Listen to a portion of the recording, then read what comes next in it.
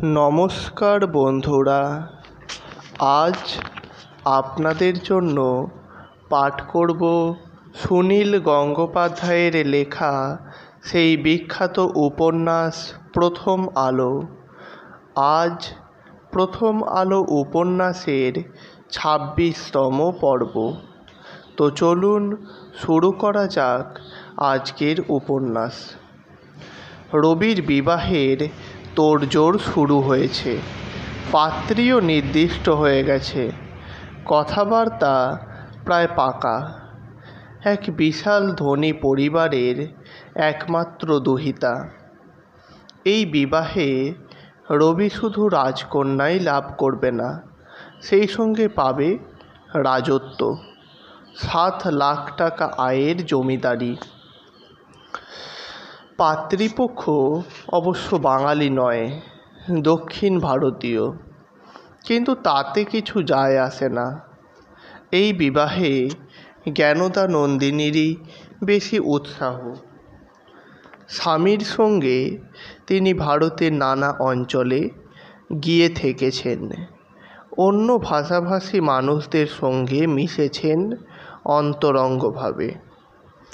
তাছাড়া রবির বিয়ে তো যেমন তেমন মেয়ের সঙ্গে হতে পারে না।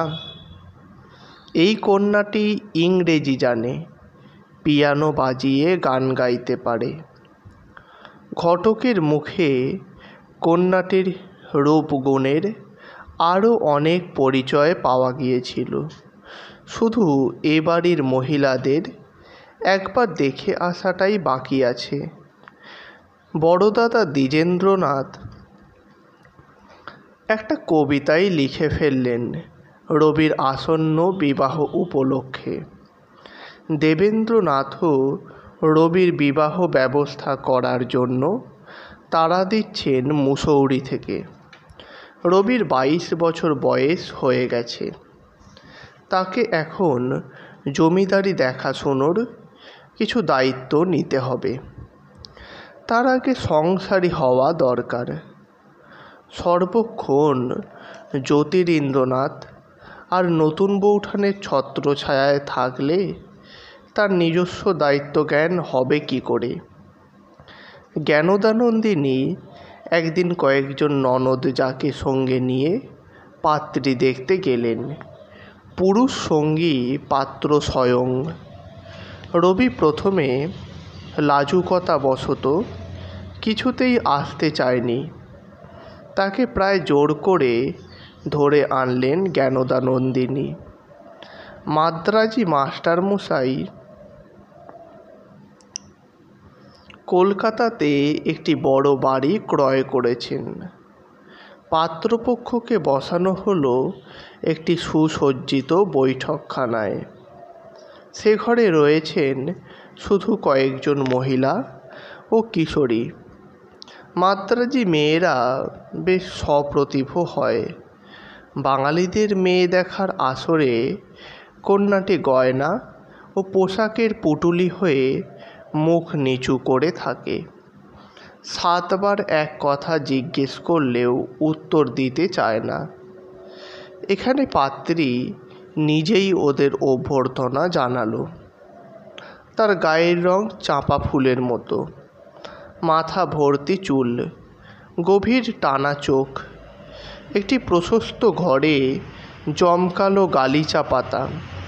তার একদিকে বসলেন পাত্রপক্ষ, অন্যদিকে কয়েকজন অল্প বয়সী নারী পুরুষ বসে আছে। এক কোণে একটি পিয়ানো। জ্ঞানদানন্দিনী ইংরেজিতে কথাবার্তা চালাতে লাগলেন মেয়েটির সঙ্গে। একটু পরে সে পিয়ানো বাজিয়ে শোনালো। তার শিক্ষা অতি উত্তম তো বটেই। উত্তর ভারতীয় সঙ্গীত রীতির সঙ্গে দক্ষিণ ভারতীয় সঙ্গীতের কী প্রভেদ তাও বুঝিয়ে দিতে লাগলো সে। কথা বলতে বলতে রবির দিকে মাঝে মাঝে তাকাতে লাগলেন জ্ঞানদানন্দিনী। রবির যে পছন্দ হয়ে গেছে তাতে কোনো সন্দেহ নেই। যদিও সে নিজে মুখ ফুটে যোগ দিচ্ছে না আলোচনায়। একসময় চটি ফটফটিয়ে সেই কক্ষে প্রবেশ করলেন এক দীর্ঘকায় পুরুষ। তিনিই গৃহকর্তা। নমস্কার বিনিময়ের পর তিনি বললেন, আমার কন্যার সঙ্গে পরিচয় হয়েছে তো? ইনি আমার স্ত্রী আর এই আমার কন্যা। ঘরের মধ্যে যেন একটি বজ্রপাত হলো। এতক্ষণ যার সঙ্গে কথাবার্তা হচ্ছিল, যাকে এরা পাত্রী হিসেবে মনোনীত করে ফেলেছিলেন, সে আসলে ওই ভদ্রলোকের স্ত্রী। আর দেয়াল ঘেঁষে জড়সড় হয়ে বসে থাকা অতি সাদামাটা একটি কন্যাই আসলে পাত্রী। হাসি চাপার জন্য দারুণ সংযম দেখাতে হলো পাত্রপক্ষকে। সৌজন্য রক্ষার জন্য বড় বড় মিষ্টির থালা থেকে মুখে দিতে হলো কিছু কিছু। তারপর পরে পাকা কথা জানাবো বলে জ্ঞানদানন্দিনী সদল বলে বেরিয়ে এলেন। বাড়ি ফিরে সবাই ফেটে পড়লেন হাসিতে। মাদ্রাজি জমিদার মশাইয়ের সর্বগুণান্বিতা স্ত্রীটি সম্ভবত তৃতীয় পক্ষের। বিমাতা ও কন্যা প্রায় সমবয়সী। রবিকে নিয়ে কৌতুকের আর শেষ রইল না। জ্যোতিরিন্দ্রনাথ বললেন, আরেকটু হলেই যে পরস্ত্রীহরণ পালা ঘটতে যাচ্ছিল রে রবি। এই সম্বন্ধ ভেঙে যাওয়ায় সবচেয়ে খুশি হলেন বড় দাদা দ্বিজেন্দ্রনাথ। তিনি বললেন, বাড়িতে নতুন বউয়ের সঙ্গে সর্বক্ষণ ইংরেজিতে কথা বলতে হবে, এই ভয়ে কাঁটা হয়েছিলুম। আমাদের বাঙালি মেয়েরা কি ফেলনা যে রবির বিয়ের জন্য দক্ষিণ ভারতে ছুটতে হবে। আবার নতুন করে পাত্রী খোঁজা চলতে লাগলো। সদর স্ট্রিটের বাড়ি ছেড়ে দিয়ে জ্যোতিরিন্দ্রনাথ আবার ফিরে এসেছেন জোড়াসাঁকোয়। বাবামশাই বাড়িতে থাকলে নিজেদের মহলেও গান বাজনার আসর বা সান্ধ্য আড্ডা বসাতে বেশ অস্বস্তি হয়। রাত যত বাড়ে মজলিস তত জমে, হাসি ও তর্ক উচ্চগ্রামে ওঠে। তাতে দেবেন্দ্রনাথের ঘুমের ব্যাঘাত হতে পারে। এখন বাবামশাই মুসৌরিতে রয়েছেন, সহসা ফিরছেন না। কাদম্বরী তাদের তেতলার মহলটি নতুন করে সাজিয়েছেন। বারান্দায় অনেকগুলি ফুল গাছের টব। বসবার ঘরটিতে খসখসে টানা পাখাটি সন্ধেবেলা ভিজিয়ে খানিকটা আতর ছড়িয়ে দেওয়া হয়। বাতাসে ছড়ায় সেই সুগন্ধ। প্রায় সন্ধেবেলা কয়েকজন বন্ধু আসে। কবিতা পাঠ ও গানে গানে প্রহর পেরিয়ে যায়। খানাপিনাও চলে সঙ্গে সঙ্গে। দিনের বেলা জ্যোতিরিন্দ্রনাথ ব্যস্ত থাকেন। সম্প্রতি তিনি জাহাজের ব্যবসা করার চিন্তায় মেতেছেন। জ্যোতিরিন্দ্রনাথ আমোদ প্রমোদে যতই মত্ত থাকুন, তার মনের মধ্যে একটা সাজাত্যাভিমান সব সময় কাজ করে। ইংরেজদের তুলনায় ভারতবর্ষীয় মানুষ কোনো অংশেই হীন নয়। ইংরেজরা অস্ত্র বলে ভারত অধিকার করে আছে। জ্যোতিরিন্দ্রনাথ বুঝেছেন ইংরেজদের আসল শক্তি তাদের বাণিজ্যিক কূটবুদ্ধিতে। অস্ত্রের শাসন চোখে দেখা যায়, কিন্তু বাণিজ্যের নামে শোষণেই ঝাঁঝরা হয়ে যাচ্ছে এই দেশ। ভারতীয়দের হাতে অস্ত্র নেই, অস্ত্র ব্যবহারের নৈপুণ্য তারা ভুলে গেছে। সম্মুখ সমরে তারা ইংরেজদের সঙ্গে এঁটে উঠতে পারবে না। সিপাহী বিদ্রোহের সময়কার অত বড় সুযোগটাও নষ্ট হয়ে গেল। যোগ্য নেতৃত্বের অভাবে ছত্রভঙ্গ হয়ে গেল সব কিছু। এখন ইংরেজরা বজ্র আঁটুনি দিয়ে রেখেছে। এখন ইংরেজদের সঙ্গে বাণিজ্যে পাল্লা দেওয়াটাই শক্তি সংগ্রহের একমাত্র উপায়। পিতামহ দ্বারকানাথ একসময় জাহাজের ব্যবসার কথা ভেবেছিলেন। ইন্ডিয়া নামে তার একটা জাহাজ সমুদ্রে চলাচল করত। দেবেন্দ্রনাথ ব্যবসা বাণিজ্যের দিকে যাননি, জমিদারি বিস্তারে মন দিয়েছেন। জ্যোতিরিন্দ্রনাথ আবার জাহাজের ব্যবসা শুরু করার উদ্যোগ নিয়েছেন। একটি জাহাজ নির্মাণ করার কাজে এখন মেতে আছেন তিনি। রবি সকাল দুপুরে বিশেষ বেরোয় না। বিকেলের দিকে মাঝে মাঝে সভা সমিতিতে গান করার জন্য তার ডাক পড়ে। কখনো সে পায়ে হেঁটে কিছুটা ঘুরে আসে, কিংবা প্রিয়নাথ সেনের বাড়িতে যায়। দিনের বেলাটা তার লেখার সময়। ভারতী পত্রিকার জন্য অনেক কিছুই তাকে লিখতে হয়। প্রবন্ধ, শ্লেষ রচনা, পুস্তক সমালোচনা, কবিতা ও গান তো আছেই। লেখার বিষয়ের যেন শেষ নেই।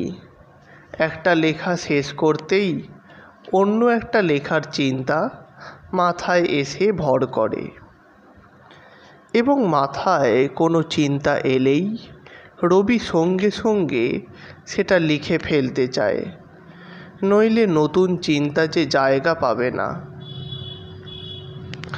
তিনতলায় জ্যোতিদাদার ঘরে বসে কিংবা বিছানায় বুকে বালিশ দিয়ে শুয়ে শুয়ে সে লেখে। কাদম্বরী ঘোরাফেরা করেন নিঃশব্দে। কখনো পাশে একটুক্ষণ দাঁড়িয়ে দেখে যান রবি কী লিখছে। রেকাবি ভরে জুঁই ফুল রেখে যান একপাশে। নিজের হাতে মোহনভোগ বানিয়ে এনে দেন। রবি মাঝে মাঝে মুখ তুলে তাকায়, হাসে। কাদম্বরী ছদ্ম গাম্ভীর্যের সঙ্গে বলেন, ওহো, অন্যমনস্ক হতে নেই, মন দিয়ে লেখো। আবার কোনো সময় কাদম্বরী ঝুপ করে রবির পাশে বসে পড়ে বলেন, কি সারাদিন ধরে লিখছো, চোখ ব্যথা করবে যে। আর লিখতে হবে না, এসো গল্প করি। রবির খাতাটা তিনি তুলে নেন বুকে। একদিন দুপুরে রবি সিন্ধু দূত নামে একটি কাব্যগ্রন্থের সমালোচনা লিখছে। বিদেশের পটভূমিকায় বর্ণনাবহুল এক কাব্য। তেমন কিছু রস নেই, নেহাত প্রয়োজনের লেখা। রবির ঠিক মনে লাগছে না। হঠাৎ কাদম্বরী চলে গেলেন রবির পাশ দিয়ে। তার আঁচলের এক ঝলক বাতাস লাগলো রবির গায়ে। রবি মুখ তুলে চেয়ে রইল একটুক্ষণ। কাদম্বরী ঘর থেকে বেরিয়ে গেলেন বারান্দায়। ফুলের টবগুলোতে নুয়ে নুয়ে দেখতে লাগলেন কি যেন। দুপুর রঙের শাড়ি পরা, পিঠের উপর ছেয়ে আছে দীর্ঘ কেশভার। নিরাভরণ একটি বাহুতে রোদ পড়ায় মনে হচ্ছে যেন লেগে আছে অভ্রকুচি। রবির মাথায় এসে গেল একটি নতুন গান। নীরস লেখাটি সরিয়ে রেখে অন্য একটি কাগজে রবি লিখতে শুরু করলেন। আমার প্রাণের পরে চলে গেল কে বসন্তের বাতাসটুকুর মতো। একটু পরে ঘরে এসে কাদম্বরী জিজ্ঞেস করল, আজ কি লিখছ রবি? রবি বলল, এক টুকরো বসন্ত বাতাসের গান। কাদম্বরী অন্য দিনের মতন আজ আর লেখাটা দেখতে চাইলেন না। বসলেন না রবির পাশে। পালঙ্কের বাজু ধরে দাঁড়িয়ে বললেন, কি মুশকিল, কিছুতেই তোমার জন্য পাত্রী ঠিক হচ্ছে না। তোমার তাড়াতাড়ি একটা বিয়ে হয়ে গেলে বেশ হয়। রবি বলল, কেন, তোমরা সবাই এত ব্যস্ত কেন? কাদম্বরী বললেন, বাহ, একটা নতুন বউ আসবে, কত মজা হবে। তোমার বউকে আমি মনের মতো করে সাজাবো, তার সঙ্গে কত গল্প করব। রবি বললেন, অর্থাৎ তাকে নিয়ে তুমি পুতুল খেলবে, তোমার একটি পুতুল চাই। কাদম্বরী মৃদু বকুনি দিয়ে বললেন, অমন কথা বলছো কেন? একটি বাইরের মেয়ে নিয়ে আসা হবে, তাকে সব শেখাতে পড়াতে হবে না? তোমার মতন কবিবরের যোগ্য করে তুলতে হবে তাকে। রবি মনে মনে প্রমাদ গুনল। কয়েকদিন আগে জ্ঞানদানন্দিনীও এই রকম কথা বলেছেন। তার ইচ্ছে রবির স্ত্রীকে তিনি প্রথম বেশ কিছুদিন তার সার্কুলার রোডের বাড়িতে নিজের কাছে রাখবেন, তাকে লোরেটো স্কুলে ভর্তি করে দেবেন। তিনি নিজে সেই অন্য পরিবার থেকে আনা মেয়েটিকে আদব কায়দা শিখিয়ে ঠাকুরবাড়ির উপযুক্ত করে তুলবেন। সর্বনাশ, সে বেচারি মেয়েটিকে নিয়ে দুই বউঠানের মধ্যে টানাটানি শুরু হয়ে যাবে নাকি? এই নিয়ে দুজনার মধ্যে না আবার মনোমালিন্যের সৃষ্টি হয়। রবি বললেন, তোমরা এত তাড়াতাড়ি আমার গলায় বিয়ের ফাঁস পরিয়ে বুঝি আনন্দ পেতে চাও? কাদম্বরী বললেন, তোমাকে আর বেশি দিন আইবুড়ো থাকতে দেওয়া হবে না মশাই। তোমার নতুন দাদা আরেকটি পাত্রীর সন্ধান এনেছেন, শুনেছ? উড়িষ্যার এক রাজার মেয়ে, সত্যিকারের রাজকন্যা। রবি তাড়াতাড়ি বসে উঠল। না না, আমার আর রাজকন্যা টন্যা দরকার নেই। এই প্রসঙ্গটি এড়াবার জন্য রবি হঠাৎ কিছু একটা মনে পড়ার ভঙ্গিতে উঠে পড়ল লেখা ছেড়ে। কাদম্বরী জিজ্ঞেস করলেন, এ কি, কোথায় চললে? রবি বলল, একবার শ্যামবাজারে যেতে হবে, আজ একটা প্রার্থনা সভা আছে। কাদম্বরী বললেন, শোনো শোনো, অত তাড়া করছো কেন? প্রার্থনা সভা তো সন্ধ্যের আগে শেষ হয় না। তোমার নতুনদা কাল উড়িষ্যা যাচ্ছেন, তোমাকেও সঙ্গে নেবেন বলেছেন। তোমার পোশাকপত্র গুছিয়ে দেব। রবি কয়েক মুহূর্ত অপলকভাবে চেয়ে রইল ওর দিকে। তারপর আস্তে আস্তে বললেন, নতুন বৌঠান, তুমি যখন আপন মনে ঘুরে বেড়াও তখন তোমাকে যেন ইথিরিয়াল মনে হয়। ধুলো মাটিতে তোমার পা ছোঁয় না, সেই অবস্থাটাই তোমাকে মানায়।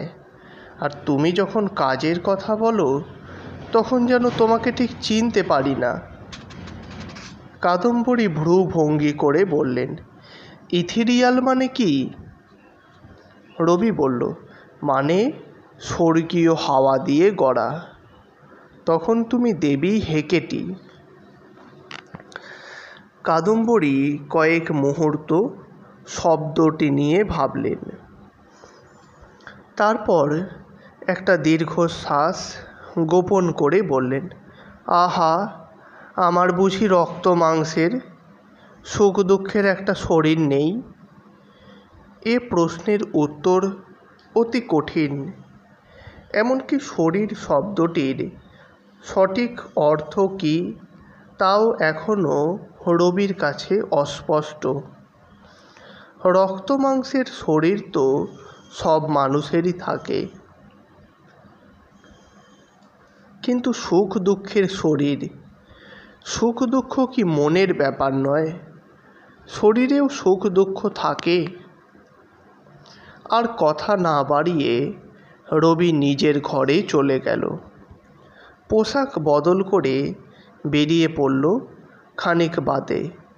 নন্দনবাগানের কাশিমিত্তির শ্যামবাজার ব্রাহ্ম সমাজ প্রতিষ্ঠা করেছিলেন।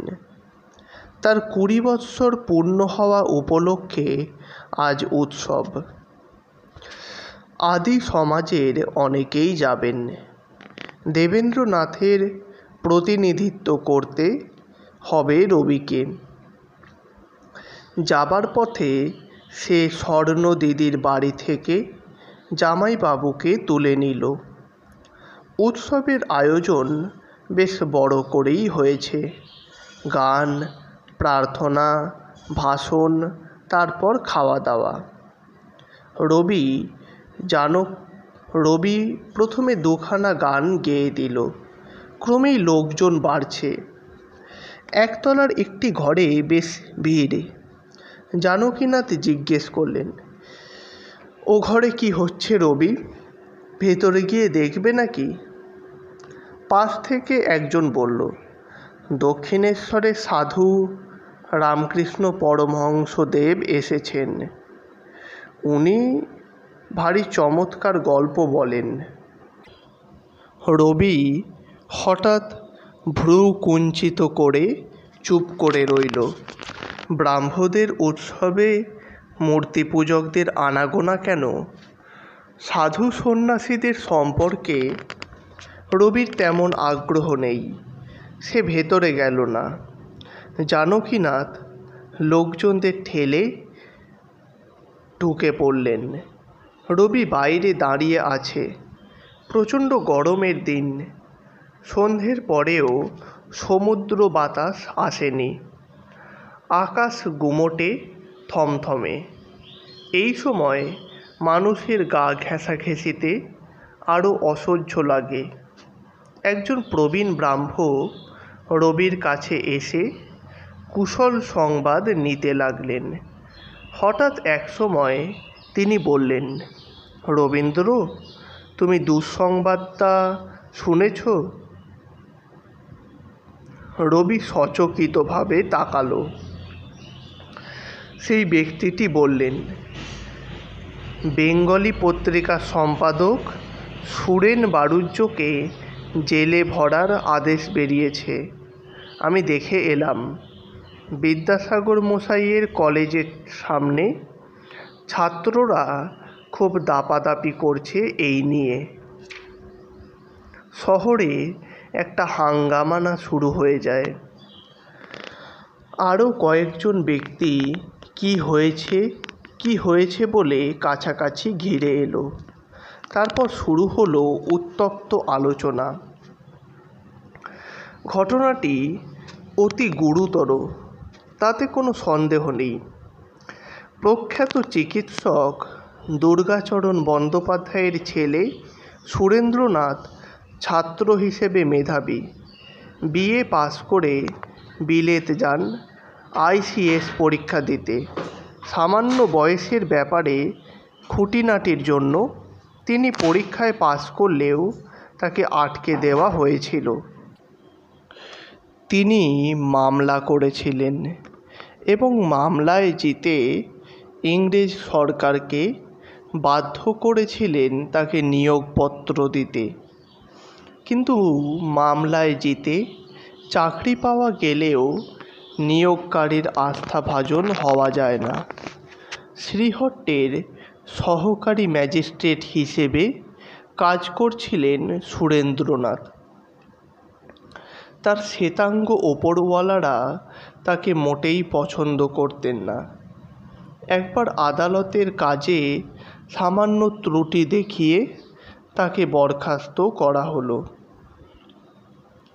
এই অবিচারের প্রতিকারের জন্য আবার বিলেত গেলেন সুরেন্দ্রনাথ। এদেশের ইংরেজরা নানা রকম উদ্ধত ব্যবহার করে বটে, কিন্তু ইংল্যান্ডের সরকার ন্যায়নীতির মূল্য দেয়, এ ছিল সকলের ধারণা। কিন্তু সেখানেও সুবিচার পেলেন না সুরেন্দ্রনাথ, তাকে বিমুখ হয়ে ফিরতে হলো। তখন এদেশেও সকলে বুঝে গেল যে সুরেন্দ্রনাথ ইংরেজ শাসকদের বিরাগভাজন। এদেশের মানুষ কর্তাভজা, সরকার যাকে পছন্দ করে না তাকে কেউ ছুঁতে সাহস করে না। সুরেন্দ্রনাথ সরকারি চাকরি আর পাবেন না, দেশীয় ব্যক্তিরাও কেউ তাকে কাজ দিতে চায় না। জীবিকা নির্বাহ করাই দুষ্কর হয়ে উঠল তার পক্ষে। সৌভাগ্যের বিষয়, একজন মানুষ এখনও আছেন যিনি গ্রাহ্য করেন না ইংরাজের রাঙা চোখ। বিদ্যাসাগর মশাই একদিন সুরেন্দ্রনাথকে ডেকে পাঠিয়ে বললেন, সুরো, তুই কাল থেকে আমার কলেজে ইংরেজি পড়াবি, কত মাইনে চাস বল। মেট্রোপলিটন কলেজটি বিদ্যাসাগর মশাইয়ের নিজস্ব, যথা সর্বস্ব ব্যয় করছেন এই কলেজের জন্য। সরকারি সাহায্যের তোয়াক্কা করেন না তিনি। আইসিএস সুরেন্দ্রনাথ বন্দ্যোপাধ্যায় ছিলেন কালো সাহেব। আপনার কাজ নিয়ে তিনি বাঙালি তথা ভারতীয় সমাজের অন্তর্গত হলেন। ছাত্রদের মধ্যে জনপ্রিয় হয়ে উঠলেন অবিলম্বে। সূক্ষ্মভাবে প্রচার করতে লাগলেন দেশাত্মবোধ। ইংল্যান্ডে পড়াশুনো করার সময় তিনি জেনেছিলেন ইউরোপের বিভিন্ন দেশে স্বাধীনতার আন্দোলন ও লড়াই কিভাবে পরিচালিত হচ্ছে। ইতালিতে ম্যাথেনি তরুণদের সংঘবদ্ধ করেছিলেন। তরুণ ইতালি পরিণত হয়েছিল একটা বিশেষ শক্তিতে। এখানেও সেই আদর্শ অনুসরণ করা যায়। অন্য একজন উজ্জ্বল ছাত্র আনন্দমোহন বসু ভারতীয়দের মধ্যে প্রথম র্যাংলার হয়ে বিলেত থেকে ফিরে স্টুডেন্টস অ্যাসোসিয়েশন নামে ছাত্র সংস্থার প্রতিষ্ঠা করেন। সুরেন্দ্রনাথ যোগ দিয়েছিলেন তার সঙ্গে। সেই স্টুডেন্ট অ্যাসোসিয়েশনে সুরেন্দ্রনাথ একদিন বক্তৃতা দিলেন। তার বিষয়বস্তু রাইস অব দ্য শিখ পাওয়ার। যোদ্ধৃ শিখ জাতি সম্পর্কে বাঙালিরা সামান্যই জানে। স্কুল পাঠ্য ইতিহাসে যেটুকু থাকে, ইংরেজ লিখিত সেই ইতিহাস এই জাতির প্রকৃত বীরত্বের বিবরণ নেই। সেসব যুদ্ধে শিখরা ইংরেজদের পরাজিত করেছে, তার উল্লেখই থাকে না। সুরেন্দ্রনাথ দেখলেন এই তরুণ সম্প্রদায় বারবার অত্যাচার ও আগ্রাসনের বিরুদ্ধে রুখে দাঁড়িয়েছে প্রাণপণে। মোগলদের সঙ্গে লড়েছে, ব্রিটিশদের সঙ্গেও লড়েছে। নিছক শিখদের ইতিহাস বর্ণনা করাই সুরেন্দ্রনাথের উদ্দেশ্য নয়।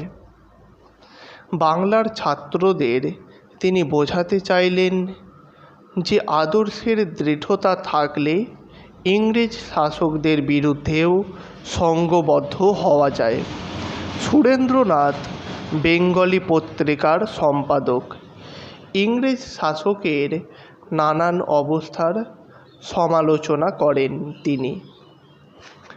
সম্প্রতি যে ঘটনাটি ঘটেছে তা অদ্ভুত। নরিস নামে হাইকোর্টের এক বিচারকের মতিগতি বোঝা ভার। উদ্ভট সব আদেশ জারি করেন। তার এজলাসে এক হিন্দু পরিবারের গৃহদেবতার পূজার অধিকার নিয়ে কেউ মামলা চলছিল। দুই শরিকের মধ্যে মামলা, অধিকার নিয়ে দ্বন্দ্ব, গৃহদেবতার অস্তিত্ব নিয়ে কোনো বিতর্ক নেই। তবু নরিস সাহেব হুকুম দিলেন ওই শালগ্রাম শিলা আদালতে এনে তাকে দেখাতে হবে। আদেশ শুনে সকলে হতবাক। শালগ্রাম শিলা একখণ্ড পাথর হতে পারে, কিন্তু বিশ্বাসে হিন্দুদের চোখে তা স্বয়ং নারায়ণের পবিত্র প্রতীক। পুরোহিত ছাড়া কেউ স্পর্শ করার অধিকারী নয়। সেই শালগ্রাম শিলা আনা হবে আদালতে। গির্জা থেকে যিশুর মূর্তি কখনো আদালতে আনানো হয়? সাহেবের একই স্পর্ধা, কিন্তু হিন্দুদের প্রতিবাদ অগ্রাহ্য করে সেই শালগ্রাম শিলা আদালতে আনতে বাধ্য করা হলো। নরিস সাহেব সেদিকে তাকিয়ে বিদ্রূপের সঙ্গে বললেন, দূর, কে বলেছে এটা 100 বছরের পুরনো? সুরেন্দ্রনাথ তার পত্রিকায় এই ঘটনাকে তীব্র ধিক্কার জানিয়ে লিখলেন, ওই বিচারক সর্বোচ্চ আদালতের মর্যাদাপূর্ণ আসনে বসার অযোগ্য। আদালত অবমাননার অভিযোগে 2 মাসের কারাদণ্ড হল সুরেন্দ্রনাথের। ইংরেজ সরকার নিশ্চুপ। ইংরেজরা দেশের রাজা, তারা ইচ্ছে মতন প্রজাদের শাস্তি দিতে পারে, কিন্তু এই প্রথম প্রকাশ্যে বিক্ষোভ দেখানো হলো রাজশক্তির বিরুদ্ধে। ছাত্র সমাজ ক্ষেপে গেল। বিভিন্ন স্থানে সভা করে বক্তারা প্রতিবাদ জানাতে লাগলেন। কেউ কেউ আবার ভাবলেন এটা বেশি বাড়াবাড়ি হয়ে যাচ্ছে। এটা যে একটা রাজনৈতিক আন্দোলনের সূত্রপাত, তা অনেকের এখনো বোধগম্য হলো না। সুরেন্দ্রনাথ জেল থেকে মুক্তি পাবার পর তার সংবর্ধনা সভা হতে লাগলো চতুর্দিকে। পত্র পত্রিকায় লেখালেখি চলল অবিরাম। ঠাকুর পরিবারের কেউ অবশ্য এ আন্দোলনে অংশ নিলেন না। ভারতী পত্রিকায় রবি, অন্যান্য পত্র পত্রিকার গালাগালির ভাষা নিয়ে খানিকটা বিরূপ মন্তব্যই করে ফেলল। একদিন প্রিয়নাথ সেন এসে বললেন, এটা তুমি কি করলে রবি? সাধারণ মানুষের মধ্যে একটা উদ্দীপনা এসেছে, এ সময় তার বিরুদ্ধতা করা কি তোমার উচিত হলো? রবি বলল, প্রতিবাদ জানানো ভালো কথা, কিন্তু ভাষার এমন অসংযম থাকবে কেন? গালাগালি দেবার সময়ও ভদ্রলোকই থাকে। বানরের মতন মুখ ভেঙচিয়ে দাঁত বার করলে যে নিজেদেরই অপমান করা হয়। প্রিয়নাথ বললেন, এখন ওসব ধর্তব্যের মধ্যেই নয়। শোনো রবি, তুমি একটাও জনসভায় যাওনি। আমার মনে হয় 2-1টিতে তোমার যোগদান করা উচিত। ফ্রি চার্চ কলেজের ছাত্ররা আমাকে ধরেছিল। ওদের সভায় তোমাকে নিয়ে 2-1খানি গান গাওয়াবার জন্য। আগামীকাল একটা সংবর্ধনা সভা আছে, তুমি যাবে? রাজি হলো রবি। কয়েকটি গানও গেয়েছিল, কিন্তু সভার উত্তেজনার সঙ্গে সঙ্গে সে ঠিক উদ্দীপিত হতে পারল না। তার বাংলা গানগুলি যেন এখানে অপ্রাসঙ্গিক। সংবর্ধনার উত্তরে সুরেন্দ্রনাথ বক্তৃতা দিলেন ইংরেজিতে। অন্যান্যদের বক্তৃতা, সভার কাজকর্ম সবই চলছে ইংরেজিতে। অবিকল ইংরেজদের সভার অনুকরণ। অথচ শ্রোতারা প্রায় সবাই বাঙালি, তবু বাংলায় বক্তৃতা দিলে মান থাকে না। এই আন্দোলন টিকিয়ে রাখা ও দিকে দিকে ছড়িয়ে দেবার জন্য চাঁদা তোলা হচ্ছে। তার নাম দেওয়া হয়েছে ন্যাশনাল ফান্ড। ঠিক যেমন ইংরেজদের ওয়ার ফান্ড কিংবা ফ্যামিলি ফান্ড হয়, জাতীয় ভাণ্ডার কিংবা জাতীয় তহবিল বললে বুঝতো না কেউ। এখানেও চাঁদা তোলা হচ্ছে। এখন ঘোষণা করছে, please contribute as much as you can for the national fund, we will raise our voice.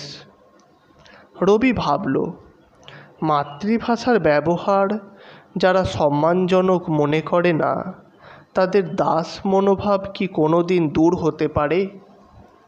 তো বন্ধুরা, আজ এ পর্যন্তই। পরের দিন নতুন কোনো পর্ব, নতুন কোনো গল্প, নতুন কোনো উপন্যাস নিয়ে হাজির হব আপনাদের সামনে। আর হ্যাঁ, চ্যানেলটিকে সাবস্ক্রাইব করে অবশ্যই সমৃদ্ধ করবেন, যাতে নতুন কোনো গল্প বা উপন্যাস প্রকাশের সঙ্গে সঙ্গে আপনাদের কাছে পৌঁছে যেতে পারি। ধন্যবাদ।